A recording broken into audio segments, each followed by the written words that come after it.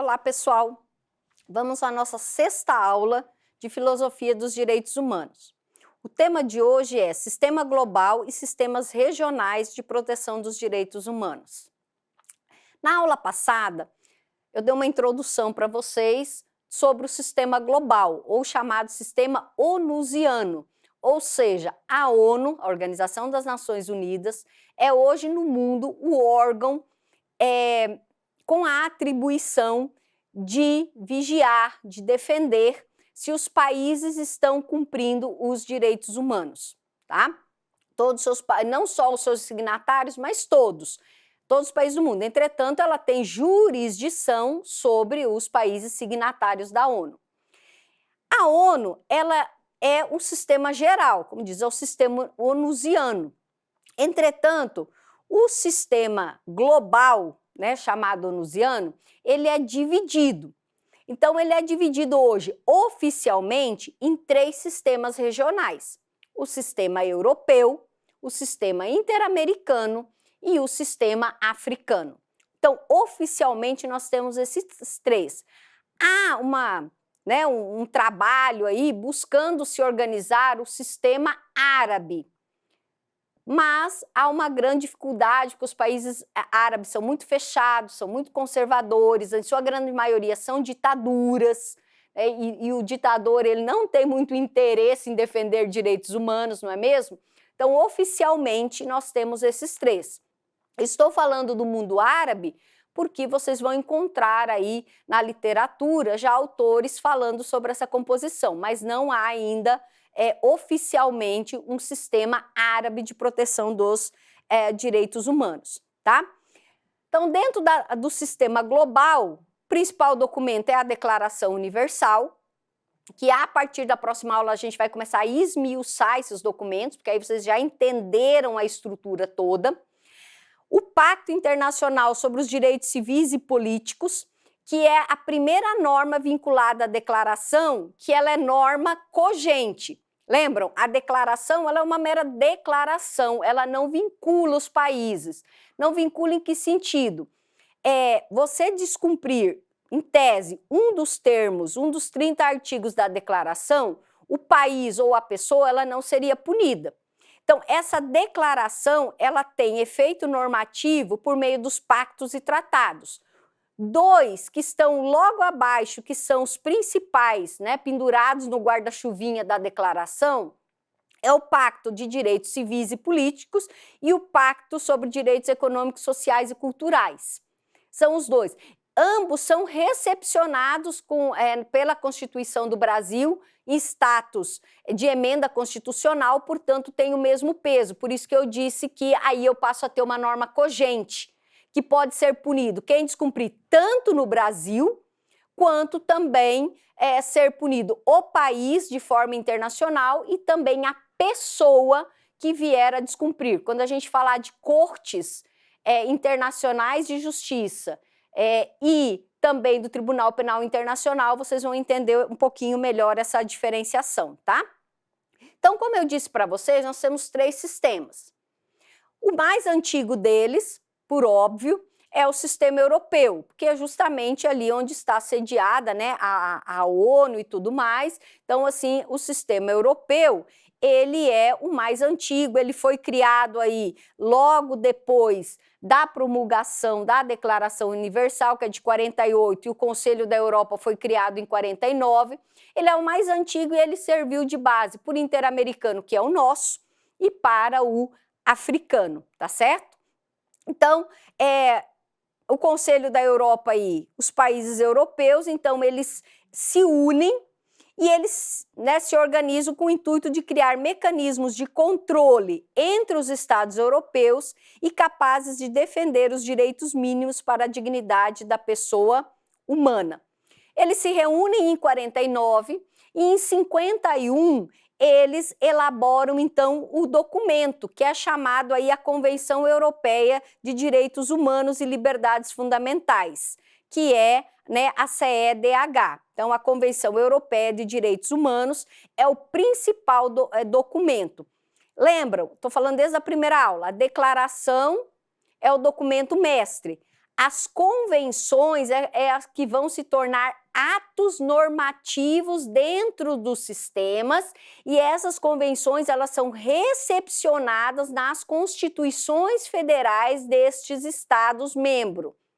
Então, tem esse mecanismo para que isso passe a ter força de lei, força constitucional dentro dos Estados-membros. Então, a Convenção Europeia dos Direitos Humanos, que entrou em vigor em 53, ela passa a valer como norma cogente, como norma impositiva, como norma que quem descumpre é punido dentro dos estados que fazem parte do sistema europeu.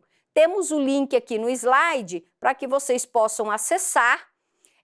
Usem o Google Tradutor, né? Abre aquela caixinha lá, né? Traduzir, só clicar lá, ela já vai aparecer traduzida para vocês, para que vocês possam ler aí, ter conhecimento. É mais um conhecimento, porque nós vamos nos deter mais na nossa, né? Que é a Convenção Americana. Atualmente, então, nós temos lá no sistema europeu 47 Estados-membros e a sede aí, né, do sistema europeu, da comissão, veja, convenção é o documento, comissão é o órgão, tá? Fica na França, né? Em Estrasburgo, na França, é a sede da Comissão Europeia de Proteção dos Direitos Humanos, né? A Convenção Europeia, que é o órgão, né, ela é formada aí, dentro dela existe a Corte Europeia de Direitos Humanos. Então, vamos lá, vamos tentar entender já um pouquinho isso, embora a gente vá se aprofundar ainda. Ó. A Comissão Europeia é o órgão, os países membros. A Convenção Europeia é o documento, certo? E a Corte Europeia é o Tribunal Europeu de Proteção dos Direitos Humanos. Então, países, cortes julgam países. Os países europeus, signatários da Comissão Europeia, que descumprirem coisas, né, artigos da Convenção Europeia, são submetidos à Corte Europeia. Volta o vídeo depois e escuta essa minha fala de novo, que é, né, para entender direitinho essa estrutura normativa aí. Atualmente se diz aí que o grande desafio do sistema europeu, da Corte Europeia, que é o Tribunal Europeu, são as violações cometidas pelos estados do leste europeu, em função ainda de muitos resquícios de ditadura, né? As principais denúncias que há na Corte Europeia: desaparecimento de pessoas, prisões arbitrárias, limitações à liberdade. E tem aí o site da Corte Europeia para que vocês possam lá dar uma olhada, olhar os casos práticos que tem lá, né? Os casos reais de julgamento da Corte. E deixei aí caso, né, qual é o procedimento deles caso uma pessoa queira apresentar uma queixa na Corte Europeia. Novamente, as cortes elas julgam países, não pessoas, ok? O nosso sistema, né, o sistema interamericano do qual nós fazemos parte. Então, o nosso sistema Interamericano de Direitos Humanos, ela foi criada em 48 na cidade de Bogotá, né, quando nós tivemos uma conferência internacional americana, onde foi criada a OEA. Vocês já devem ter ouvido falar dessa sigla, que é a Organização dos Estados Americanos. Atualmente, aí, a OEA, nós temos 35 países que são estados-membros e a sede do Conselho Permanente, né, da Secretaria da OEA é nos Estados Unidos, em Washington, né, na cidade de Washington. Nós temos, então, a sede da OEA. Você fala, professor, e a tal da Costa Rica, né? Cadê a tal da Costa Rica que você fala para a gente desde o semestre passado? Calma, aí agora a gente vai para a comissão, tá? Então, a OEA é, né, a Organização dos Estados Americanos, com a sede dela em Washington. Tem aí a bandeirinha, né, os 35 países que fazem parte da OEA, né? Estão vendo a bandeirinha do Brasil aí? Então, nós fazemos parte da OEA. Então, vamos lá. Dentro da OEA, nós temos a Comissão Interamericana de Direitos Humanos, a CIDH. Então, ela é uma comissão. Ó, o que eu falei antes do europeu? Né? A comissão é o órgão, a convenção é o documento, a corte é o tribunal. Vale a mesma coisa. Então, a convenção, ela é, né, que vai cuidar especificamente dos direitos humanos. Então, nós temos aí a Comissão de Direitos Humanos. Dentro da comissão, nós temos a corte, que é, juntamente aí com o tribunal, né, ou com os tribunais europeu e africano, é a corte que julga países. Então, novamente, a sede da OEA está em Washington, mas a sede da Corte Interamericana de Direitos Humanos, que é um tribunal americano, está na cidade de Costa Rica, de São José da Costa Rica. Percebe? São lugares diferentes. Justamente como eu disse, qual é a função da corte? É a função do judiciário dentro da Comissão de Direitos Humanos, Interamericana de Direitos Humanos. Então, ela atua dentro do judiciário. Novamente, a corte, como ela já é o judiciário, é onde os casos que envolvem os países já são julgados. Então, a corte, ela é o judiciário. É como assim, olha, agora nós já vamos discutir aqui se o país é culpado ou inocente, tá? Ela não julga pessoas, eu já falei isso. Quem julga pessoas é o Tribunal Penal Internacional, que a gente vai falar sobre ele. Então, a Corte Interamericana, eu tenho aí 7 juízes e juízas que saem da onde? Dos Estados membros da OEA, tá? O Brasil já foi julgado 17 vezes na corte. Há 11 casos pendentes de julgamentos e foram aplicadas 47 medidas provisórias. É interessante aqui, o que é a medida provisória? A medida provisória é tipo um TAC, sabe? É um termo de ajuste de conduta. É como se a corte falasse assim, olha, antes de a gente julgar, a gente vai te dar uma chance. A gente vai te dar aqui algumas medidas que você deve tomar para conter aquilo que está lá. A última denúncia que nós recebemos, uma medida provisória, foi em 2022 e é justamente vinculada ao assunto do momento, que são os povos indígenas Yanomamis, né? São dos povos indígenas. Ou seja, em 2022, o Brasil recebeu o bilhetinho da corte para dizer assim, amigo, vai lá ver que está tendo garimpo ilegal, está tendo poluição, os indígenas estão sucumbindo de doenças, há desnutrição, vai lá ver o que está acontecendo. Quem fez essa denúncia?